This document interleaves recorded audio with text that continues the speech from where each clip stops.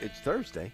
Oh, It's it is. Joni. It is. It's time for a chat with Pat. I love it, absolutely. I always look forward to that, and we always look forward to Thursdays, too. Yes, it is Thursday, and I am always so excited to have with us Joan Watson, author, speaker, and as you may know, we've been talking about her latest book, Making a Pilgrimage, a Companion for Catholics. What a wonderful book. I would encourage anybody, if you're signed up to go on a pilgrimage somewhere, get this book. It is one of the best ways to help you to prepare. And so, Joni, welcome again to the show. How you doing? I am doing great. It's great to be back, as always, with you. Yeah, I missed you last week. That kind of crept by me there. That was totally my fault. All of a sudden, it was like, oh my gosh, I'm not going to be on Thursday. So anyway, this chapter 6 we're getting into, and it's about kind of preparing for pilgrimages. Mm-hmm. But you kind of start us out with pilgrimage may kind of seem like a lost art because they're so different from how pilgrimage I can't talk this morning originated.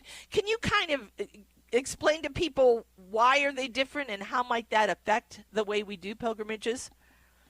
Yeah, sure. So I think sometimes people think of pilgrimage as only the Camino, walking across Spain, yes. Or we think of like Chaucer's Canterbury Tales where they're walking to Canterbury. We think of kind of these ancient medieval pilgrimages, where people are walking, over the Pyrenees to Rome and these dramatic things. And I think, there are still people who do beautiful walking pilgrimages. We've seen a resurgence of that even in America. There are some groups that do walking pilgrimages here. Mm-hmm. We have, of course, people doing the Camino. England, there's a resurgence of walking pilgrimages. And my heart is there. Like, I am ready to somehow get over there at some point and do a real walking pilgrimage. But I wouldn't say, I think so then there's a temptation that, when I go to Rome, it's not a pilgrimage because I'm on a bus or I'm flying over there or, right? And so I wanted to tackle in the book this idea that, yes, there are some amazing walking pilgrimages, and that's kind of the ancient idea of pilgrimage, but that's not the only pilgrimage, and that any trip taken with the right intention can be a pilgrimage. And, that misconception of what a pilgrimage is. Because I think the other side of the coin is this misconception that pilgrimages aren't fun and that you have to suffer the whole time, and you have to pray the whole time. We're working with a high school right now and taking them to Rome, and the high school students are like, well, we don't want to go on a pilgrimage. That sounds terrible, right?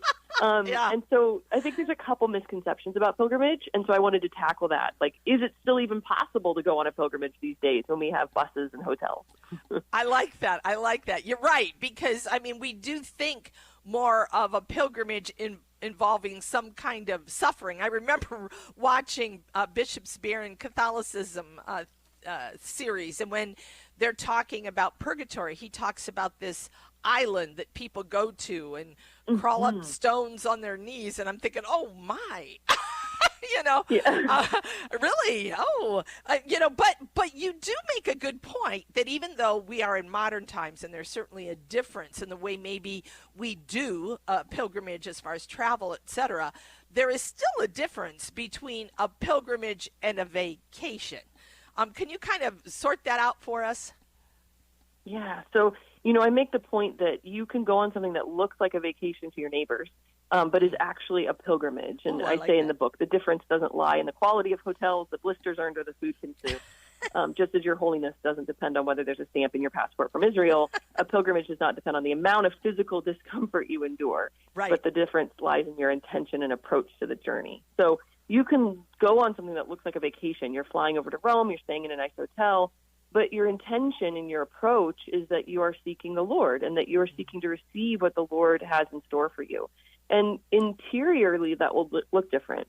When your luggage gets lost, when the bed is uncomfortable, when your plans are changed because of a Roman strike, you will say, okay, Lord, what next? What do you want me to learn from this? And how can I seek you in this? Whereas on vacation, we're tempted to, be really annoyed when all our plans are changed. And so I think the approach to the trip is different, right? The pilgrimage, we're really receiving. We're looking to receive what the Lord has for us. Whereas on a vacation, there's nothing wrong with vacation, right? This isn't a Right. condemnation of vacation. No. But it looks differently. And in the book, I talk about it interiorly looks differently, I would say. Yes. Because in the book, I use this image of fasting and dieting, where Yeah. exteriorly fasting and dieting look the same. Yep. Interiorly, they have different purposes. And I love, Joni, one of the lines, I never quite saw it that way. You say, but the pilgrim is embarking on this journey not as an escape, but as an answer. I love that because that really is kind of how we view vacations, isn't it? It's an escape. I want to get away from my daily routine, or I'm tired. I need to have some fun. We don't necessarily look at it as an answer to anything. It really is, and they PR vacations that way, right? The great escape, the great getaway, right? And so I love that line. That's for sure. I mean, you do a great job talking about all of that. So when you talk about the purpose, right, of pilgrimage, you talk about interior growth and purification, and you say we kind of sometimes have to readjust our vision to see these opportunities for spiritual growth today. Can you kind of give us, how do we do that? How do we, readjust our vision and so that we can see things as spiritual growth? Yeah. So I think it kind of goes back to what I was talking about with like lost luggage, for example. Lost luggage is probably one of the worst things that can happen to somebody who doesn't pivot well and doesn't, Right. like those of us that plan and want everything to go according to, plan. When we lose our luggage, it requires us to detach from what we thought was right, detach from our physical belongings, rely on other people, seek plan B. And those are all lessons that we need in the spiritual life. Those are all lessons I need in the world. And maybe Right. that just comes to me in a different way on pilgrimage. And so I think we have to readjust our vision for pilgrimage. And that's hard in the pilgrimage industry when you're trying to sell people on going on these trips and you're going to tell them, well, you're going to suffer a little bit. And Yeah. you're going to, not everything's going to go. It's easier to sell a cruise than a pilgrimage. But I think it's the pilgrim mentality of readjusting our vision. And, okay, this is not what I planned. My things have changed. What is the Lord speaking through this to me? And what lessons, like how am I supposed to grow spiritually through this? Yeah.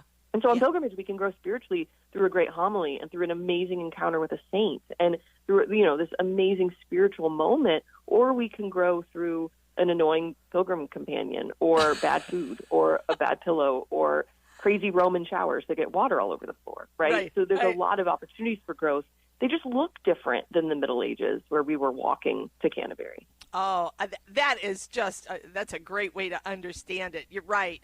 And I think, and we'll talk more about this next week, because I want to talk about preparation for a pilgrimage with you. But I think that is so much a part of our lives, right? Especially if we don't understand, if we're looking at it like a vacation, because on a vacation, we want everything to go perfectly because we're getting away from all of our troubles. Yeah. But a pilgrimage is not that at all, and you lay it out beautifully. So we're going to talk more about this next week, Joni. Thank you so much. Sounds good. Thanks, Pat. All God right. bless. Have a good week ahead. Joan Watson, every Thursday here on A Chat with Pat. We're talking about her new book, Making a Pilgrimage.